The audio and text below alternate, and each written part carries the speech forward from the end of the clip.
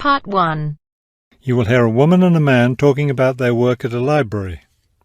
First, you have some time to look at questions 1 to 5.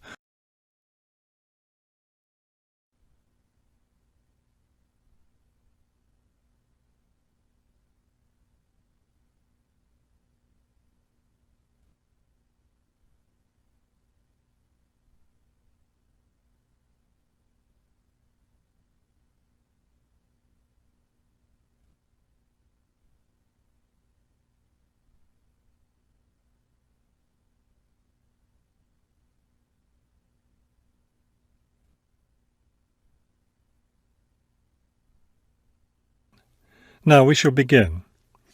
You should answer the questions as you listen, because you will not hear the recording a second time.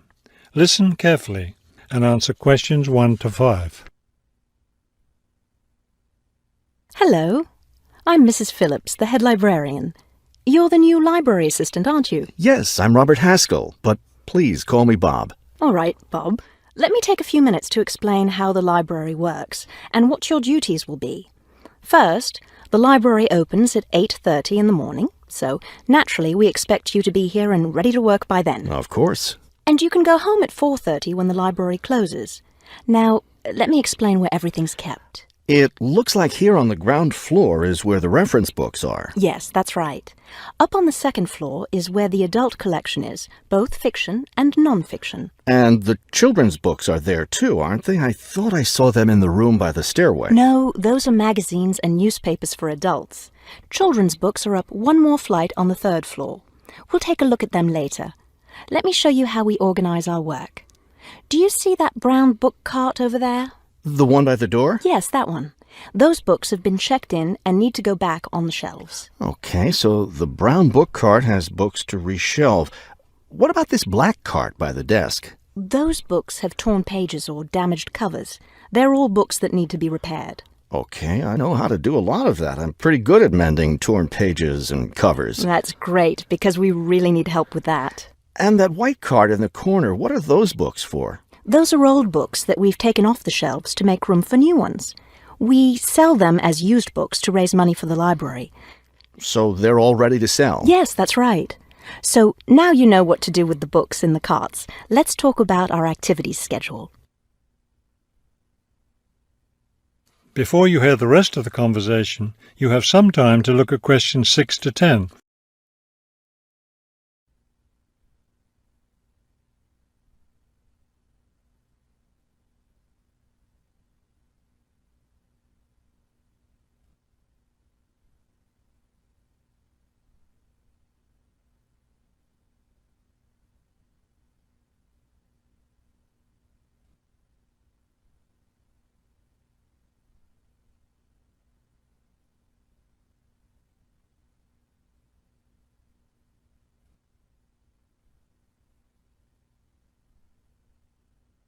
Now listen and answer questions 6 to 10. I understand this library has a number of interesting activities every week. Yes, our activities are quite popular. The most popular one is story time for the children. Do a lot of children show up for that? Yes, a good many. It takes place in the children's room on Thursday mornings at 11. Isn't there a family movie night too? Yes, but it's not at night anymore. We used to have family movies on Fridays when the library is open until 9, but now we have a different activity at that time, so we had to switch family movies to the weekend, Saturday afternoon. How much do you charge for the movies? They're all free. The movie always starts at 2:30 in the reference room, but you don't have to worry about that since you don't work on weekends. And what takes place on Friday evenings? We've just started a weekly lecture series. We have a different speaker every week, and the lectures cover all different kinds of topics. That sounds like something I'd be interested in attending. Good, because we'll need your help with that. You'll be working Friday evenings, and one of your duties will be to set up the meeting room on the first floor for the lecture. What time will you need that done? Let's say by 6:15. The lecture starts at 6:30, and the room needs to be ready well ahead of time. A lot of people arrive early. Maybe I should have the room ready by 6? That wouldn't be a bad idea. Okay, why don't I take you upstairs and show you the rest of the collection? That is the end of part 1. You now have half a minute to check your answers.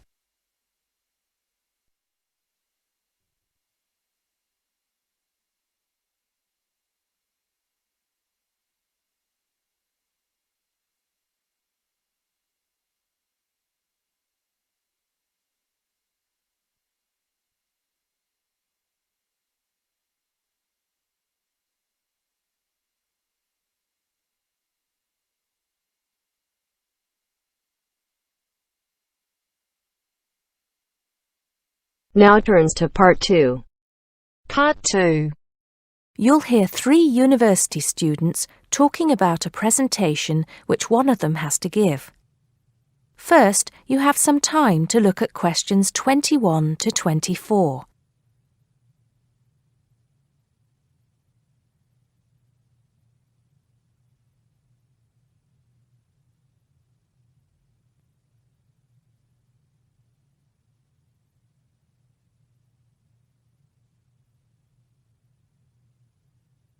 First, look at questions 11 to 14.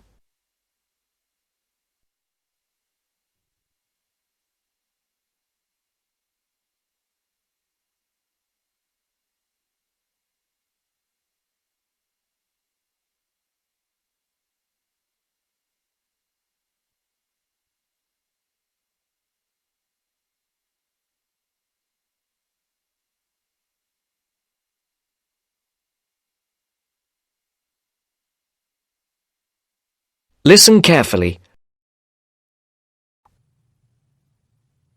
Hi, Joe. Hi, Isabel. Hi, Paul. Oh, hi, Paul.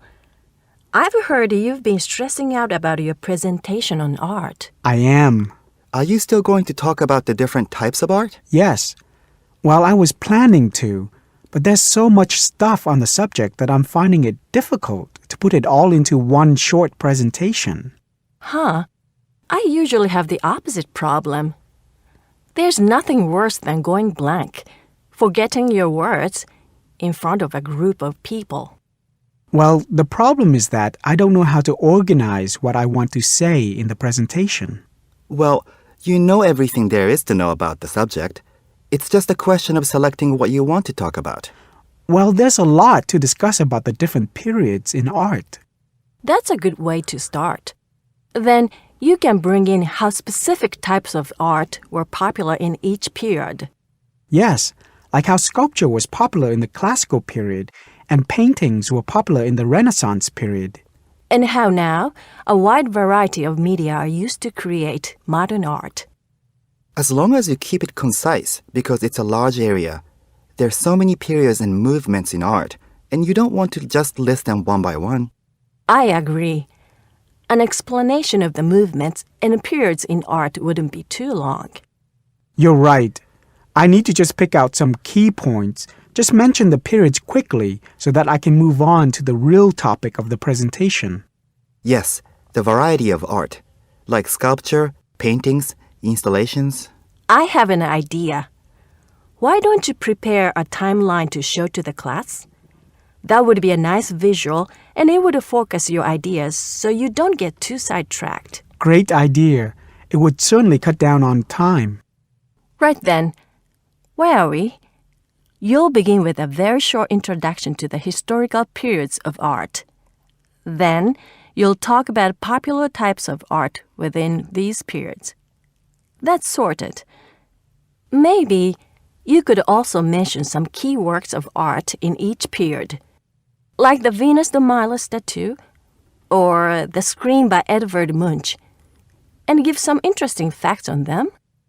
That's not a bad idea, because it does give people a frame of reference when I talk about specific kinds of art. After giving a historical context, I should really talk about different forms of art, shouldn't I? Yes, you should. After that, you can conclude with a question on what is considered to be art. Now, that would be really interesting. Yes, comparing the traditional views of art with modern views. Exactly. I think I'll have a collection of pictures, including famous pieces of art from classic to modern, projected on the wall, like the Mona Lisa and some pop art, and ask people whether they think it's art or not. Before the broadcast continues, look at questions 15 to 20.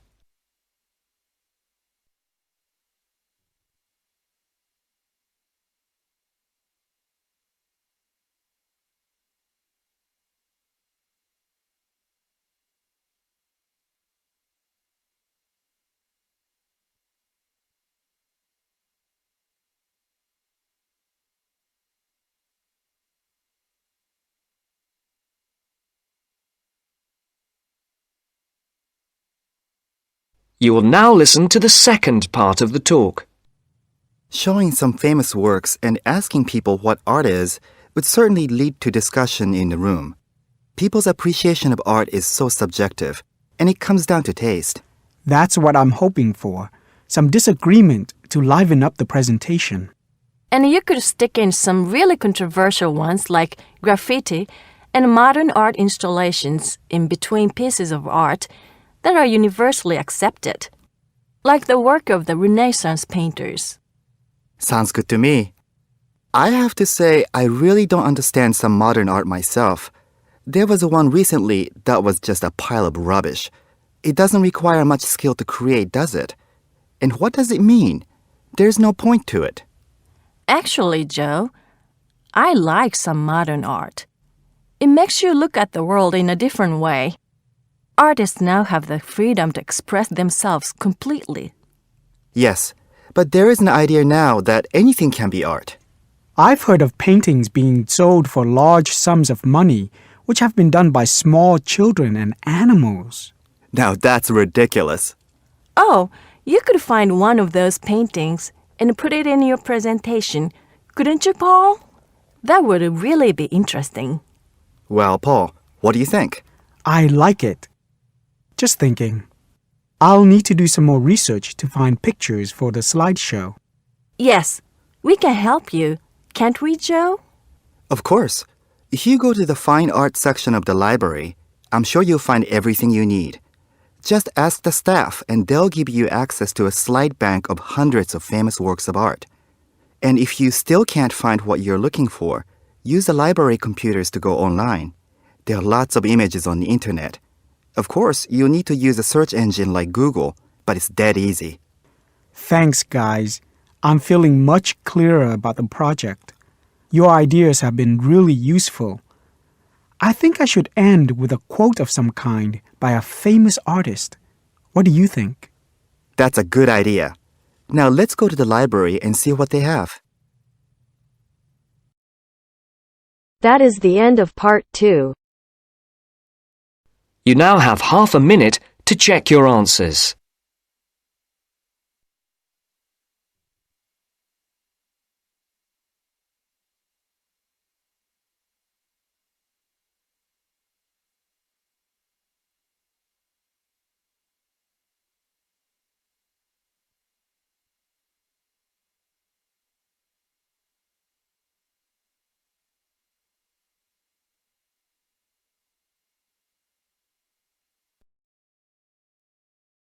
Now turns to part 3. Part 3. You will hear a reporter talking on the radio about old racing cars. First, you have some time to look at questions 21 to 26.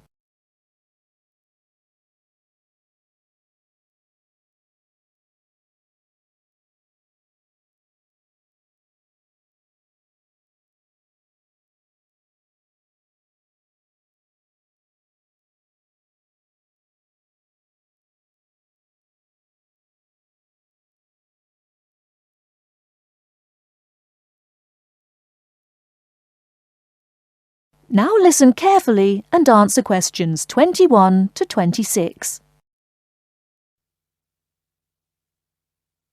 The Goodwood Museum is currently celebrating some of the most extravagant types of car design in its Festival of Speed. Here's our reporter, Vincent Freed, who's on site to tell us about some of the cars on display. Well, here I am, standing in front of one of the most prestigious cars ever built, the Duesenberg. A fantastically expensive, luxurious car built in the early part of the 20th century and bearing all the glamorous qualities of the Jazz Age. How many were there? Well, only 473 Duesenberg J-types were ever built, and the model here is one of the rarest. Each had a short 125-inch chassis or framework, and the body was always in the form of an open two-seater. The technology behind the car's 6.9-litre engine was extraordinary. It featured capsules of mercury in the engines to absorb vibration and provide an incredibly smooth ride. In fact, these cars offered unparalleled performance. In an age when 160 kilometers per hour was considered very fast, the Duesenberg promised a top speed of 180 kilometers per hour and could do 140 kilometers per hour in second gear. Duesenberg, who designed the car, sold it as a frame and engine. This was typical of the age again, and many prestige manufacturers such as Rolls-Royce did exactly the same. Owners able to afford the hefty $9,000 price tag for the basic car would then commission a coachwork company to build a body tailored to their own individual requirements. The Duesenberg's great attraction for the driver was its instrument panel, which offered all the usual features but also several others, including a stopwatch. It was the Duesenberg's technology that lay behind its success as a racing car, and they dominated the American racing scene in the 1920s, winning the Indianapolis Grand Prix in 1924, 25 and 27. Before you hear the rest of the talk, you have some time to look at questions 27 to 30.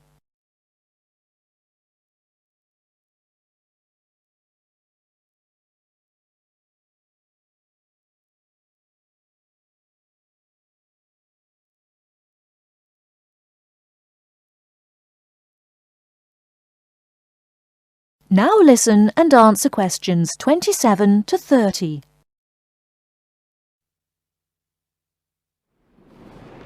On to another celebrity, the 1922 Leia Helica. Only 30 of these French propeller cars were built, and the model here at Goodwood, which was the fourth to be made, is thought to be the only surviving example still capable of running. The brains behind this car was Marcel Leia, who was an aviation pioneer first and foremost, and the influence of flying is quite apparent in the car. The Leia very strongly resembles a light aircraft with its front propeller, but in this case, it's minus any wings, of course. It's quite odd to think that this car was whirring through France just as the Duesenberg was blasting down roads at 160 kilometers per hour across the Atlantic. The Leias were used regularly in France in the 1920s and were even produced in saloon and van form, as well as two-seater. The Leia matched its propeller drive with its equally bizarre steering, which used the rear rather than the front wheels.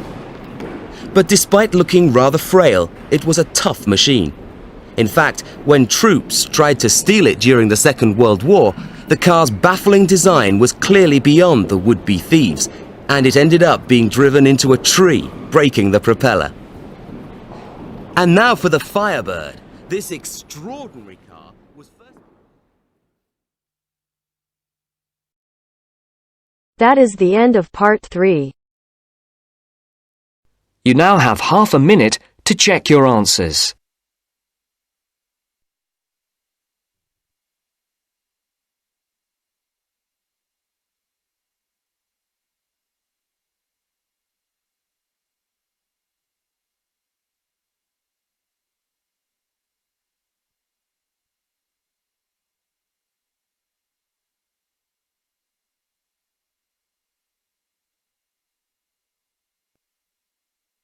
Now turns to part 4.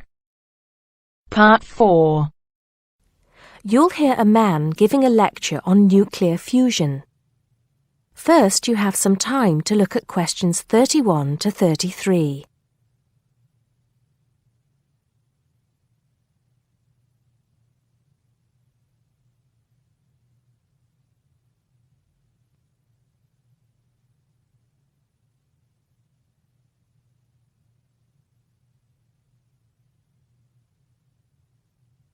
Now listen carefully and answer questions 31 to 33.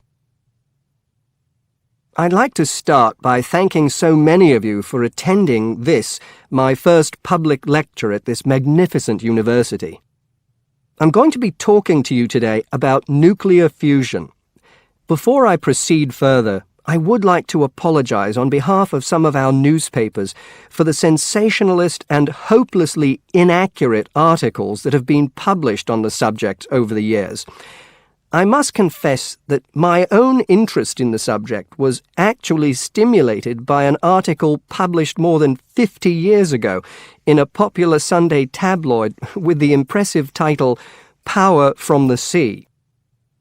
Today, most people would probably interpret such a title as an introduction to a discussion on the latest developments in renewable energy sources, such as wave technology or generating electricity from tidal flows. But back then, little, if any, progress had been made in these fields since the invention of the water wheel. As I recall, following coverage of the opening of the world's first commercial nuclear power station, more than 50 years ago now, at Calder Hall in 1956, the article promised that we would have limitless, almost free electricity within 10 years. It claimed that we could do this using an isotope of water, deuterium, from the sea. This would be used in reactors to combine simple molecules of hydrogen to form helium, releasing energy in the process. Of course, this is different from the process of nuclear fission, which today's nuclear reactors use. I wouldn't like to say that the article I read as a boy was totally inaccurate. It's true that the concept of producing energy from nuclear fusion, essentially reproducing the reactions by which our sun and other stars produce energy, depends on fusing atoms of hydrogen, but the timescale suggested was hopelessly wrong. To this day, despite some very embarrassing false claims from scientists who should have known better, we have not been able to produce energy from nuclear fusion in a controllable way. Let me make clear what I mean by this statement, before some journalist in the audience gets hold of the wrong end of the stick.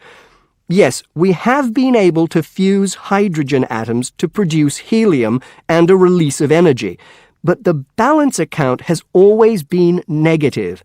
We've always had to put more energy into the reaction than we've ever succeeded in getting out. We know the theory works, but we still do not know if we can get fusion to work for us and solve the problem of our energy needs. Before you hear the rest of the talk, you have some time to look at questions 34 to 40.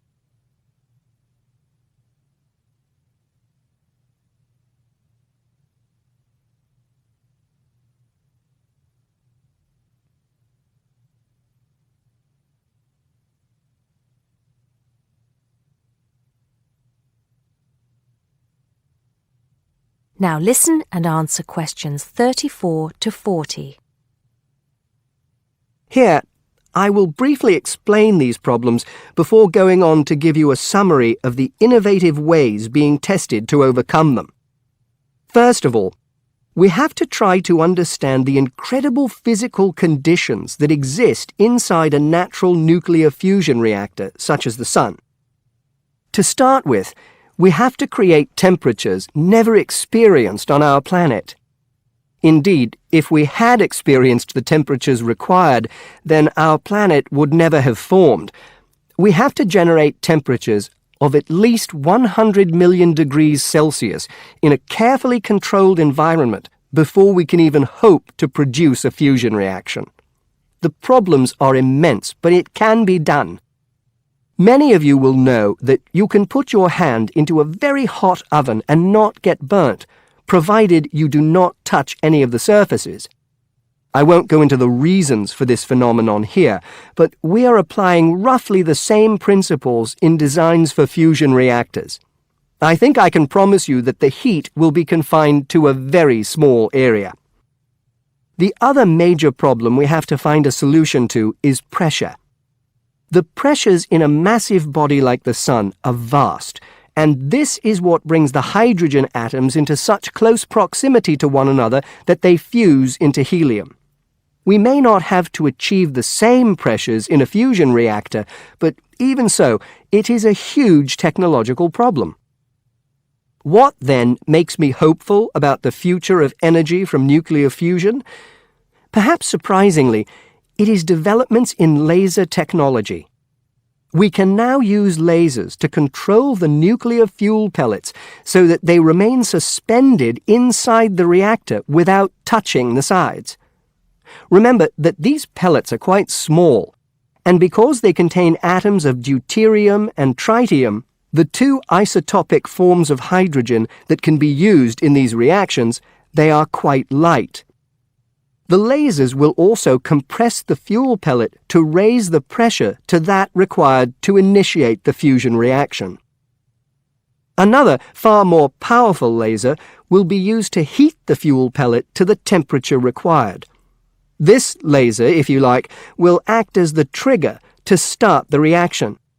Once started, it is hoped that the reaction will produce enough energy to maintain itself, and also that it will produce a surplus in the form of heat that can be used to produce the steam needed to drive turbines in order to generate the electricity the world needs.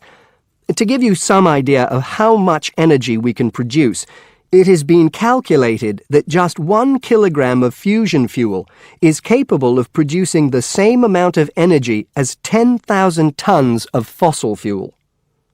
I think you would agree that such an objective is worth working towards. I believe, and I am not alone in this, that nuclear fusion could supply the world's energy needs for centuries to come. That is the end of part 4. You now have half a minute to check your answers.